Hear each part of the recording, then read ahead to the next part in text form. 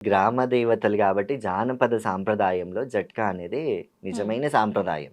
ఈ హలాల్ అనేది ముస్లిమ్స్ నుంచి దర్గాల దగ్గర కోసినప్పుడు గానీ, హ్మ్. అది ముస్లిమ్స్ పద్ధతిలో జరుగుతుంటది. మహమ్మదీయుల పద్ధతిలో జరుగుతుంటది. హ్మ్. ఈ జట్కా అనేది కొన్ని కులస్తుల వాళ్ళుంటారు గదా! ఆ కులస్తులే బలిస్తూ ఉంటారు. అంటే ఓకే. ఏటేస్తారనమాట ఇట్లా. హ్మ్. కత్తితో ఏటు ఇప్పుడు గూడా కొన్ని ఏరియాస్‌లో వాళ్ళే జేస్తుంటారు. ఆ!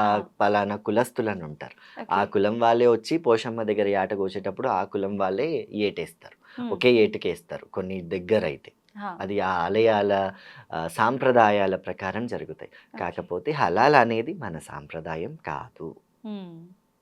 అది ప్రజలు గ్రహించుకొని ఏంటంటే ల్యాక్ ఆఫ్ నాలెడ్జ్ అని అంటుంటాం ఓకే. గదా!